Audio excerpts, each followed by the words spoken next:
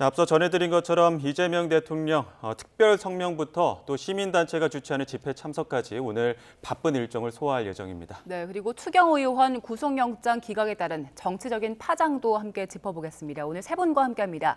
조기현 민주당 법률위 부위원장, 원영섭 국민의힘 전 미디어 법률단장, 그리고 대통령실 강진원 기자와 함께합니다. 어서 오세요. 네, 안녕하세요. 자, 이재명 대통령이 숨가쁜 외교 일정 마치고 나서 첫 대국민 특별 담화였습니다. 물론 개엄 1년이기도 했고요. 대통령실이 그간의 어떤 특별 담화를 준비하는 그 전반적인 기조가 있었을 텐데 어땠습니까? 일단 특별 담화에서 특별 성명으로 바꿨어요. 애초에 그 이규현 대통령실 홍보수석이 대통령이 오늘 특별 성명 발표 사실을 공지하며 특별 담화라는 표현을 쓰긴 썼는데 이후에 특별 성명으로 수정을 했습니다. 그 이유가 그 1년 전 오늘이죠. 1년 전 오늘 윤석열 전 대통령이 대국민 특별 담화라는 이름을 빌려서 계엄을 선포를 했잖아요. 그것과 좀 차별화하는 모습을 보이겠다라는 취지에서 특별 담화라는 명칭을 특별 성명으로 수정을 했다는 말씀을 좀 드리고요. 일단 제가 오늘 아침에도 계속 그 대통령실 관계자들 취재를 해봤는데 막판까지 이 특별 성명 내용에 어떤 내용을 담을지 그 대통령실 관계자들 그리고 이재명 대통령 스스로도 끝까지 좀 고심을 좀 했던 것 같습니다. 지금 앞서 홍민기 기자가 정리를 해준 내용이 좀 있지만 크게 그 성명 내용을 간략하게 좀 말씀을 좀 드리면 크게 세 가지 부분이었어요. 일단 먼저 그 계엄 극복 과정에서 우리 국민들의 노고에 대해서 감사를 표현하는 부분이 하나 있었고 두 번째는 계엄 잔재를 확실히 청산하겠다, 엄단하겠다, 엄벌하겠다는 의지가 담긴 표현이 있었고 그리고 앞으로 나아갈 국정 운영 방향 그러니까 더 번영하고 더 강한 나라를 만들겠다는 다짐이 포함된 그 문구가 크게 세 가지 부분으로 나뉘어 있었다는 말씀을 좀 드리고요.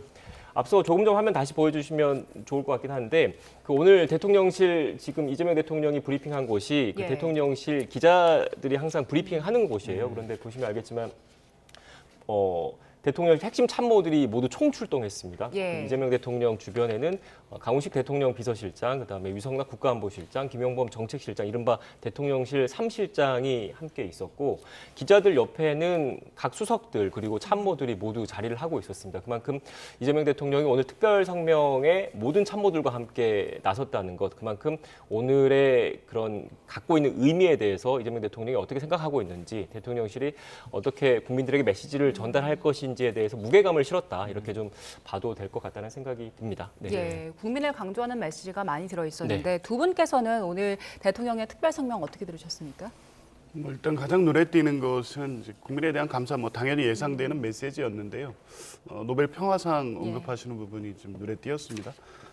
저도 이제 그런 생각을 개인적으로는 해봤었는데, 대통령으로 말씀을 하는 걸 들어보니 12.3 비상계엄 내란이 상징적인 의미가 있지만 우리 국민들이 그간 여러 이 헌정질서 위기 때마다 나서서 그걸 극복해낸 우리 국민 정신, 이런 것들을 고려해 보면 충분히 노벨 평화상을 받을 자격이 있다. 그냥 12.3 1년을 기념해서 하는 그 발언의 의미 이상으로 실제 한번 우리 국민들의 그 명예로운 수상을 위해서 한번 정부 차원에서 아니면 국민들이 같이 노력하는 것도 의미가 있겠다는 생각이 들었습니다. 어떻게 보셨습니까?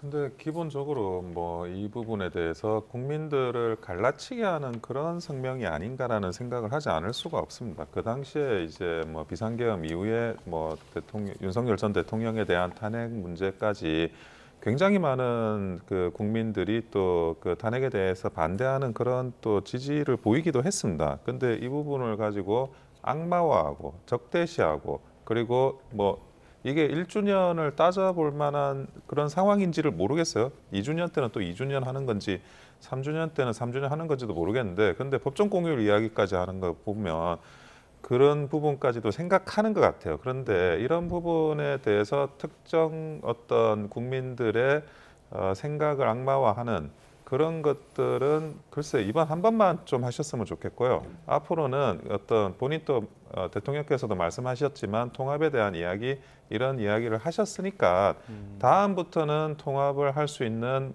또 다른 그런 성명이 이루어지는 그런 걸 기대해 보겠습니다.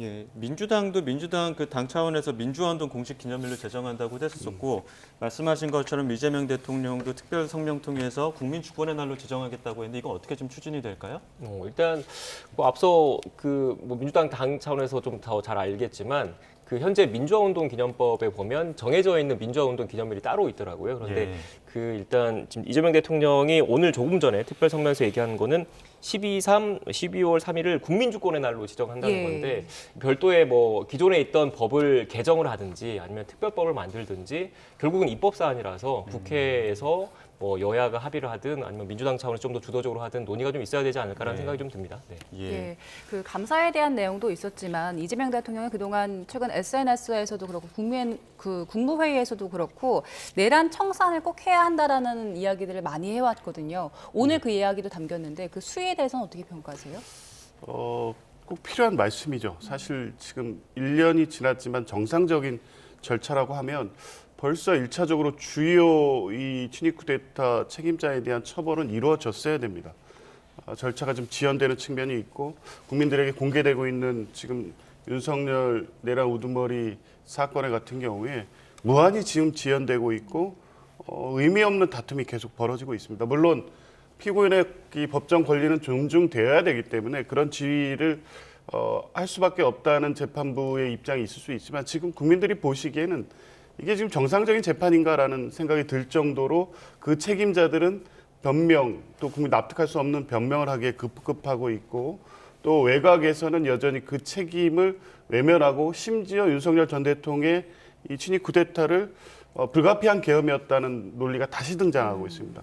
네. 1년이 지났지만 여전히 2024년 12월 3일 시계에 머무르고 있는 사람들이 여전히 있습니다. 적어도 12.3 비상계엄 내란, 대통령 표현대로 친위 쿠데타에 대해서는 진영의 문제가 아닙니다. 우리 헌정 질서를 지키고 민주주의를 지키고자 하는 국민 전체의 요구이고 그걸 앞장서 막은 국민들이 있었기 때문에 오늘날의 이 회복이 가능했던 겁니다. 그렇다고 하면 완벽히 청산해야죠. 시간이 좀 걸리더라도 끝까지 그 책임을 묻고 단죄해야 됩니다. 지금 이미 기소돼서 이 재판을 받고 있는 정도의 문제가 아니라 지금 뭐 그 국가기관 내의 어떤 책임자까지도 발본색원해서 이것은 그냥 이 정치 보복적으로 단죄하는 차원의 문제가 아닙니다. 다시는 우리 헌정사에 이런 친위 쿠데타를 꿈꿀 수 없는 강고한 체제를 만들어야 되기 때문에 그러기 위해서라도 완벽한 내란의 청산은 꼭 필요한 것이고 대통령이 그런 의지를 아주 강력하게 오늘 표현하셨다고 봅니다. 네. 문 전 대장께서 어떻게? 저는 법률적으로 내란에 해당되지 않는다라는 말씀을 분명하게 드리고 싶고요. 그리고 이것은 뭐 정치보복이나 다름이 없습니다. 내란 특검이라는 게 과거에 물론 세계의 특검이 있죠. 그 역사상 전혀 유례가 없는 초대규모 특검을 지금 하고 있습니다. 기간이나 뭐 그런 인력 규모도 마찬가지입니다. 그런데 지금 구속영장이 기각되는 비율을 보면 뭐 내란 특검이나 김건희 특검이나 30%대 정도 인용되고 있어요. 그리고 최상병 특검도 19개가 기각되고 있습니다. 그러면 과연 이것이 정당한 수사냐 아니면 이것이 정치 보복이냐 적어도 뭐 사실 한 50% 이상은 구속이 인용이 돼야 되지 않겠습니까? 근데 아무나 다 잡아들이고 먼지털이식으로 수사를 하고 또 잡아넣겠다고 감옥에 잡아넣겠다고 하는 게 어떻게 이게 이 구속영장 인용 비율이나 이런 걸 봐서 정당한 수사가 이루어졌다라고 과연 볼 수 있는지 저는 의문이 들 수밖에 없고요. 그리고 많은 국민들도 이제는 굉장히 피로도가 느끼는 순간이 왔다고 생각을 합니다. 그런데 그 피로도가 느끼는 이런 와중에 경제 문제도 있고 외교 문제도 있고 뭐 안보 문제도 있고 여러 가지가 많은데 예. 도대체 그건 어떻게 하고 있는 거냐? 뭐 특히 관세 협상 이거 도대체 사인이 된 서명이 된 문건이 나오기나 하는 거냐? 지금 이런 부분에 대해서도 궁금해하고 있어요. 지금 환율은 올라가고 있고 이 환율에 올라가는 게 수입 물가를 자극하고 그러면 다시 민생 물가를 자극할 가능성이 굉장히 높은데 근데 오늘 또 그 성명을 하시는 모습을 보면 그것은 뭐 수치적인 문제고 뭐 좀 이렇게 물가 문제를 조금 가볍게 보는 듯 해가지고 좀 저는 개인적으로 굉장히 당혹스럽습니다. 하지만 이런 부분들 뭐 저는 제가 만약에 이재명 대통령께 조언을 드리자면 뭐든지 하되 좀 짧게 하자. 짧게 하고 짧게 끝내고 다시 민생과 국정으로 이제 돌아가고 뭐 정적에 대한 보복, 정치 보복 이런 거를 지속하는 거는 이 정권을 위해서 대한민국을 위해서 국민들을 위해서도 좋지 않다라는 말씀을 드립니다. 예, 자 이재명 대통령의 특별 성명 메시지 관련된 내용들을 짚어보고 있는데요. 이 부분도 있습니다.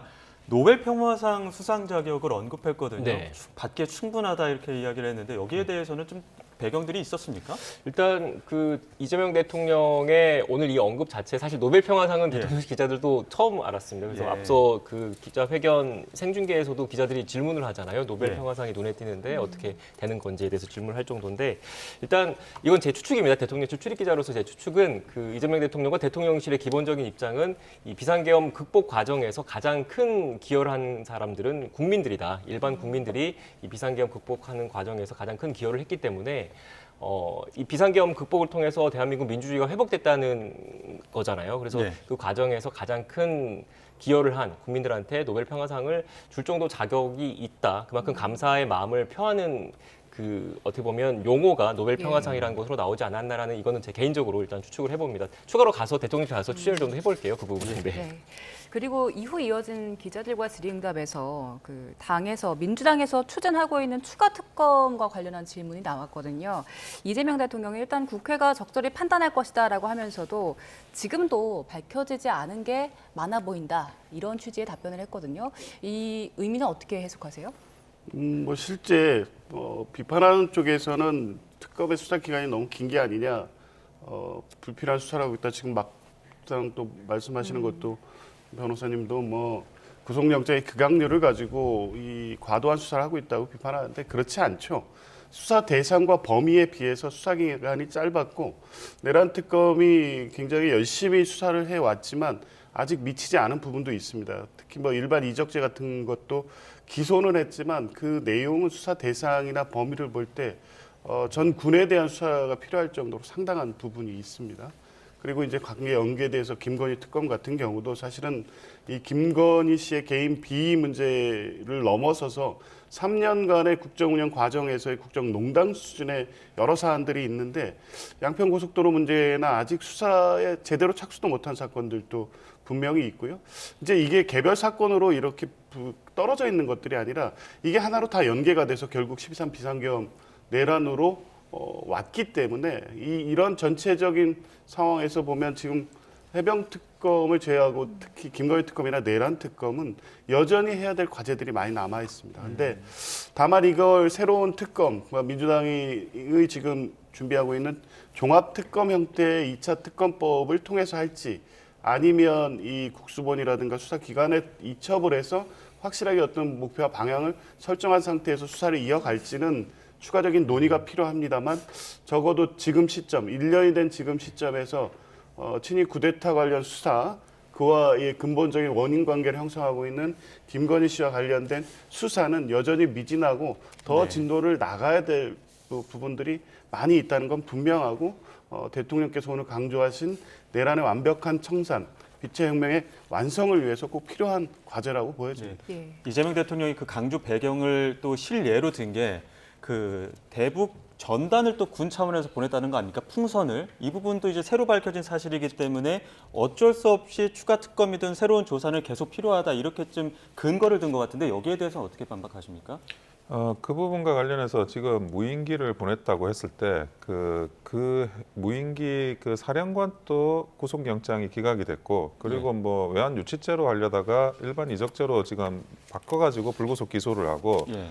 도대체 어떤 그 실체가 있는지에 대해서 저는 국민들이 굉장히 좀 의아하게 생각하고 있다고 분명히 생각합니다. 근데 대통령이 오늘 이야기한 거는 이제 무인기 보낸 것뿐만 아니라 건물 2층짜리에 풍선까지 보낸 거를 군 쪽에서 확인을 했다. 이런 부분이 있기 때문에 더 밝혀져야 된다. 이런 이야기거든요. 근데 그게 뭐 군사 작전이라는 게 굉장히 그 기밀이 유지되는 사항들 그리고 그 내용들에 대해서 어떤 의도나 목적이나 계획이나 이런 게 쉽게 공개돼서는 안 되는 부분이 분명히 있습니다.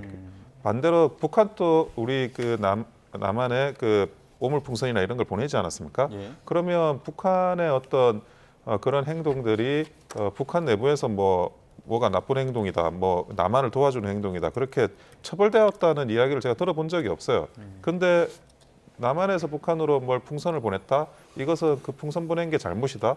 그게 사실은 풍선을 보냈다와 그게 문제가 있다, 잘못이다라는 거와 그 논리적인 단계를 너무 도약하는 거예요. 뭐가 잘못됐는지 사실 대통령께서 하는 말만 들어서는 잘못됐는지 잘못이 안 됐는지도 모르겠다는 거예요. 그런데 북한이 남한한테 삐라를 보내고 전단 뿌리는 거 북한이 필요해서 뿌리는 거 아닙니까? 그러면 남한이 북한한테 어떤 풍선을 보낸다라는 그것도 필요했을 수가 있는 거 아니에요? 그런 것도 앞뒤 맥락을 다 자르고 지금 보냈다라고 보냈으니까 문제다. 이런 식으로 이야기를 하는 거는 저는 그거는 있을 수 없는 그런 좀 납득이 안 되는 발언이라고 생각이 듭니다. 예. 한 가지 이 부분에 좀 말씀을 드려야 될 것 같은데요.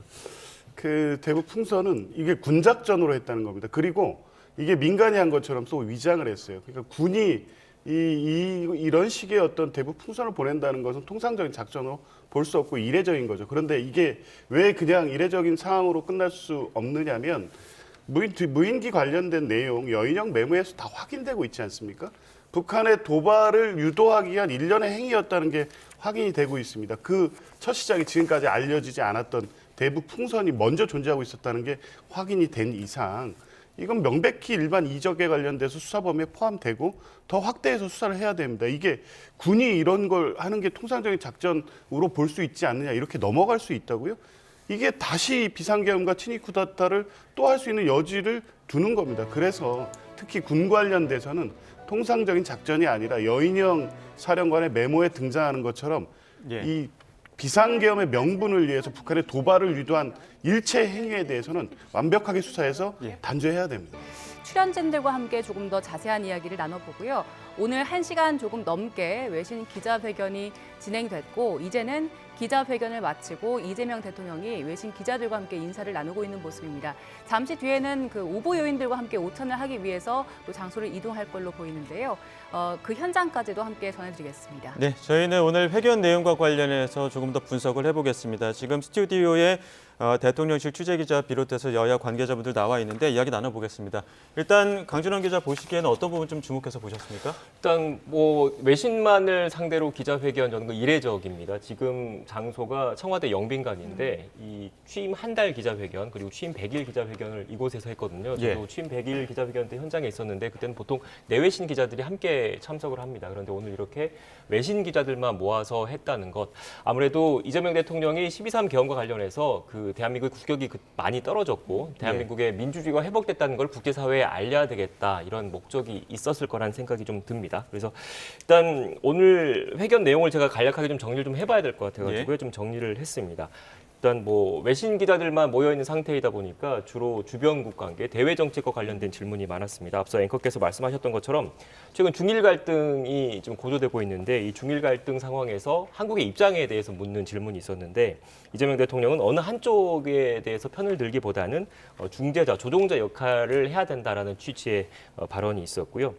한중 관계도 중요하다라는 그 언급이 있었습니다. 군사 안보 측면에서는 대한민국의 기본적인 그 외교 노선은 한미 동맹에 기반을 두고 있지만 중국과의 관계도 중요한 만큼 문화, 인적 교류를 확대하겠다 이런 의지를 거듭 내비쳤고요. 이와 더불어서 이른 시간 안에 그 중국에 방문해서 시진핑 중국 국가주석과 정상회담을 하고 싶다 이런 의견도 표명을 했습니다. 일본과의 관계에 대해서도 뭐 강조를 했는데 지금 일본과 관계 좋습니다. 셔틀 외교 지금 계속 이어가고 있는데 셔틀 외교를 계속 이어가겠다라는 의지를 밝혔고 다카이치 일본 총리 고향이죠. 고향에 방문을 해서 정상회담을 또 열고 싶다라는 발언도 있었습니다. 핵추진 잠수함 조금 전에 말씀하셨는데 한미 정상회담 두 차례 열렸습니다. 이재명 대통령 취임 이후에 그 한미 정상회담에서 가장 큰 성과가 뭐냐라는 질문이 있었는데 핵추진 잠수함 건조에 대해서 미국의 승인을 얻은 게 가장 큰 성과 가운데 하나로 일단 이재명 대통령 꼽았고요. 이와 관련해서 일각의 우려가 있잖아요. 그 핵추진 잠수함과 관련해서 미국 내에서 일단 이런 우려가 있는데 이 우려와 관련해서 그 대한민국은 핵무장을 할 생각이 없다. 핵무장은 안 한다라는 것을 계속 거듭 강조를 했고요. 그리고 남북관계 개선 의지도 거듭 밝혔습니다. 현재 그 최근에 남아공 G20 정상회의를 끝나고 그 기내 간담회가 있었는데 그때도 이재명 대통령이 언급을 했거든요. 남북 관계가 너무 안 좋다. 연락망이 다들 끊겼다라는 취지로 언급을 했는데 비슷한 취지의 그 발언을 오늘 또 하면서 이렇게 어렵지만 남북 관계 개선해 나가겠다라는 개선 의지를 거듭 밝혔습니다. 그리고 K 민주주의에 대한 질문도 있었습니다. 한 외신 기자가 민주주의 앞에 K를 붙였는데 K 민주주의의 특징이 뭐냐 이런 취지의 질문이 있었어요. 그래서 이재명 대통령이 K민주주의라는 그 단어를 본인이 직접 만들었다라는 얘기를 하면서 이 얘기를 했습니다. 앞서 그 아침에 특별 성명을 발표하면서 계엄 극복 과정에서 우리 국민의 노고에 감사하는 취지의 언급이 있었잖아요. 그 연장선인 것 같아요. 그 특징으로 꼽은 게 집단지성과 직접적인 행동 그리고 평화적인 평화적인 행동의 그런 특징이 K민주주의에 담겨져 있다라는 얘기를 했고요. 한러 관계에 대해서 네. 또 언급이 있었습니다. 현재 러시아와 우크라이나 그 전쟁이 이어지고 있고 한국도 그 우크라이나를 불법 침공한 러시아에 대해서 국제사회 제재에 동참을 하고 있는데 러시아와의 관계 개선 그리고 소통 노력, 근데 소통 의지는 있지만 현재로서는 지금 현재 이런 국제 정세 그리고 러시아와 우크라이나가 전쟁 중인 상태이기 때문에 현재로서는 관계를 풀어나가기가 쉽지 않은 상황이다 이런 취지의 발언이 있었습니다. 그리고 그 외신 기자가 또 이런 질문을 했어요. 대북 전단과 관련해서 그 전임 정부의 대북 전단 논란에 대해서 북한에 사과할 생각이 있느냐 이런 취지의 외신 기자 질문이 있었는데 이재명 대통령이 이렇게 얘기를 했습니다. 사과할 생각은 있지만 혹시라도 이게 자칫 국내에서 뭐 종북몰이라든지 이런 정치적으로 일단 논란이 빚어질 게 좀 우려스러워서 조심스럽다 이런 취지의 발언이 있었거든요. 그리고 네, 일단 이 정도 얘기가 있었고 전반적으로 오늘 그 외신 회견에서는 대외 정책 그리고 주변 국가의 관계에 대해서 그동안에 이재명 대통령이 쭉 밝혀왔던 내용들을 거듭 확인하는 그런 자리이지 네. 않았을까 싶습니다. 그 국내 정치와 관련된 질문이 네. 하나가 있었습니다. 네. 대통령 직책을 수행하면서 가장 그 중요하게 여기는 게 국민 통합이라는 답변을 이재명 대통령이 했는데 네. 그 지금 국내에서 여야 정쟁이 지속되는 면 이런 면을 해결하기 위해서 앞으로 어떻게 노력할 것이냐라는 데 대한 답변이었거든요. 일단 그 조기현 위원장님 이 질문에 대해서 그리고 이 답변에 대해서는 어떻게 평가하십니까? 글쎄요, 참 어려운 과제죠. 특히 12.3 비상계엄 내란 1년을 맞는 시점에서 정치가 극단적으로 대립하고 있는 상황이고 뭐 대통령께서는 일관되게 전 국민의 대표자로서 여야 관계를 포괄해서 국정 운영하겠다고 말씀을 하고 있지만 주요 현안인 뭐 내란 청산 이슈를 대통령으로서 제기해도 한 정파의 수장으로서 비판을 받는 상황이기 때문에 매우 어려운 난제인 건 분명합니다.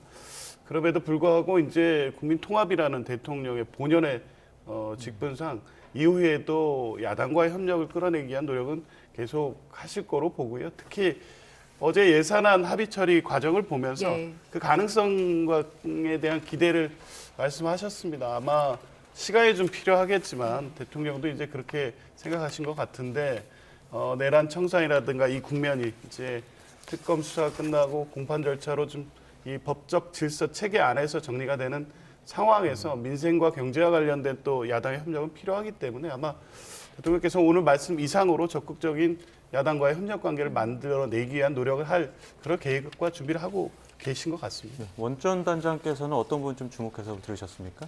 저는 오히려 특별 성명보다 이 외신 기자 간담회가 오늘의 그 하이라이트가 아니었나라는 생각을 예. 가지고 있어요. 사실 특별 성명 같은 경우에는 좀 예상되는 내용들이었습니다. 그리고 게다가 너무나 이런 좀 진영 논리나 이런 것들로 좀 범벅이 돼 있다고 할까? 그런데 결국 이제 대통령이라는 그런 직이라는 거는 국민과 국가를 책임지는 거지 않습니까? 그런 생각, 앞으로에 대한 생각, 현실에 대한 인식이 무엇인지를 더 알 수 있었던 거는 오히려 이 외신기자 간담회였고 왜 외신기자 간담회 형식으로 했을까를 제가 좀 그 생각을 한번 해봤어요. 근데 국내 기자들 위주로 이렇게 질문이 오고 가면 좀 그 정치 문제, 사건 사고 문제 이런 걸로 굉장히 좀 이슈가 집중될 걸 우려해서 외신 기자 간담회로 바꾼 게 아닌가라는 제 개인적인 추측을 하고 거기에 따른 뭐 효과나 이런 것들은 저는 굉장히 좋았다고 봅니다. 그러니까 내용에서는 저는 뭐 북한에 사과하겠다 저는 납득되지 않는 이야기예요. 그러니까 그 부분을 제외하고 나머지 부분 현실인식, 외교, 뭐 이런 경제 모든 게 어떻게 보면 지금 외신이라고 하지만 실제로 대한민국 국정의 핵심적인 내용들이 이 외신 기자 간담회에서 오히려 질문과 답변으로 다 나왔거든요. 그래서 그런 부분은 기본적으로 대통령이 가지고 있는 국민과의 소통이라는 관점에서 오히려 그 효과는 더 있었다라고 저는 보여집니다. 예. 그 조기현 부위원장께서는 그 전반적인 내용 중에서 가장 좀 눈에 들어왔던 건 어떤 게 있으세요? 일단 뭐 가장 상징적으로 예. 이재명 대통령의 외교에 대한 입장과 원칙 그리고 실용주의로 대표되는 이 사항에 대해서 단적으로 드러낸 질문이었는데요.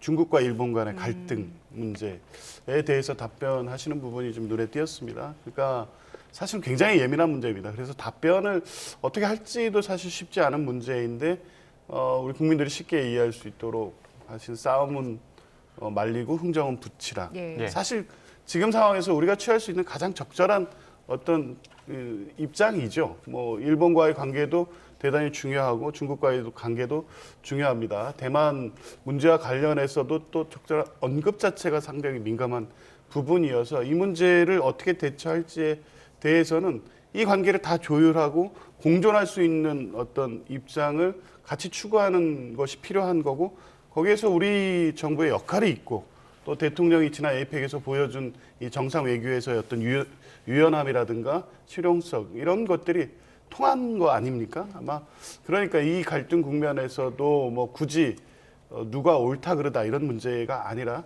실용적으로 우리 국익에 이익이 되면서도 이 영내 평화 안정에 기여할 수 있는 방식으로 한국이 기여한다.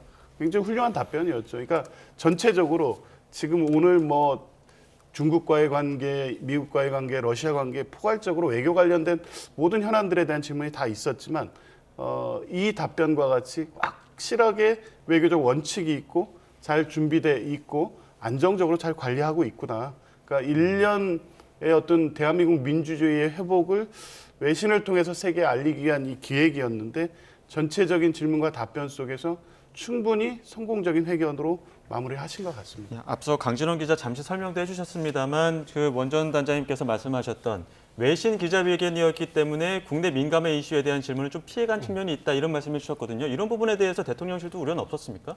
일단 대통령실 그동안에 간담회가 꽤 많이 있었잖아요. 국내 현안과 관련된 거는 대통령께서 그동안 쭉 언급을 했기 때문에 오늘의 포커스는 그건 것 같아요. 그러니까 앞서 제가 말씀드렸다시피 대한민국의 민주주의 회복을 국제사회에 알린다는 게 일단 1차적인 목적이었기 때문에 외신 기자들을 만난 것 같고 예. 단적으로 제가 말씀을 드리면 이재명 대통령이 지난 6월에 취임하고 나서 얼마 안 있고 캐나다에서 G7 정상회의가 열렸습니다. 예. 정상회의에서 초청국 정상 자격으로 우리가 참석을 했고 저도 현장에 동행을 했었는데 그때 당시에 대통령실 내부에서는 참모진들 사이에서는 취임한 지 얼마 안 됐는데 준비가 좀 너무 부족하니까 지금 이렇게 가도 될까라는 좀 우려 섞인 목소리도 좀 있었어요. 그런데도 어떻게 보면 조금 무리한 일정, 좀 어떻게 보면 촉박한 시간 안에 준비하면서도 캐나다에 갔었던 가장 큰 이유 중에 하나가 대한민국이 정상화됐고 민주주의가 회복됐다는 거를 일단 G7이라는 게 주요 7개국 정상들인 거잖아요. 국제사회에 알리겠다라는 이재명 대통령의 의지가 강했다는 것으로 저는 알고 있고 그 연장선에서 계엄 비상겸 1년을 맞아서 외신 기자들 80여 명이 모였는데 주요국 외신 기자들이 다 모였어요. 예. 그런 연장선에 목적이 있지 않을까라는 생각을 해봅니다. 예. 그리고 K 민주주의에 대한 평가를, 그러니까 정의를 이재명 대통령이 직접 했잖아요. K 민주주의 독특함에 있다. 집단 지성에 의한 평화적이고 아름다운 직접성이 있는 게 우리의 K 민주주의다라고 정의를 했는데 이 정의에 대해서는 어떻게 평가하십니까?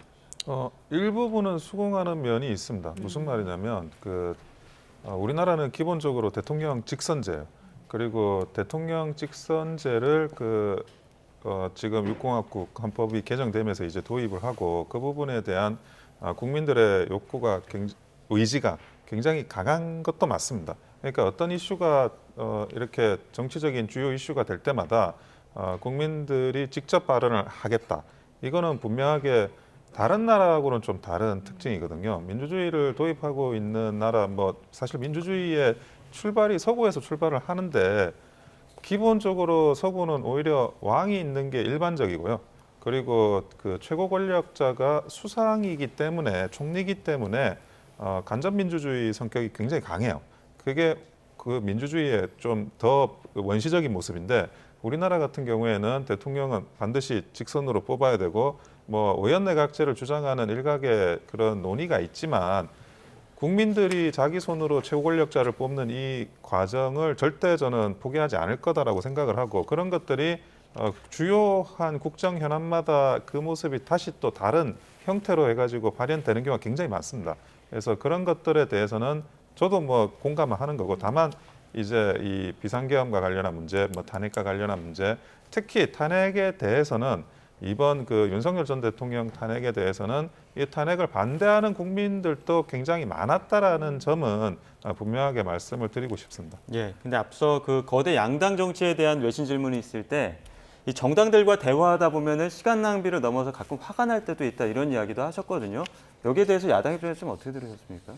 그러니까 사실은 야당 입장에서는 소통에 대해서 잘 안 하고 있다라고 항상 생각을 하고 있는데 그거를 소통하다 보니까 굉장히 화가 날 때가 있다고 그러시니까 조금 이제 납득되기 어려운 이야기지만 근데 다시 민주주의의 원칙은 결국 그 고비용 구조입니다. 소통과 관련해 가지고 많은 노력과 품 이런 게 기본적으로 드는 게 민주주의의 실체이기 때문에 그런 부분 또 서로가 잘 이해할 필요는 있다고 생각합니다. 예, 알겠습니다. 여기까지 듣도록 하겠습니다. 지금까지 대통령실 출입하는 강진원 기자 비롯해서 조기현 민주당 법률위 부위원장, 원영섭 국민의힘 전 미디어 법률단장 세 분과 함께했습니다. 고맙습니다. 고맙습니다.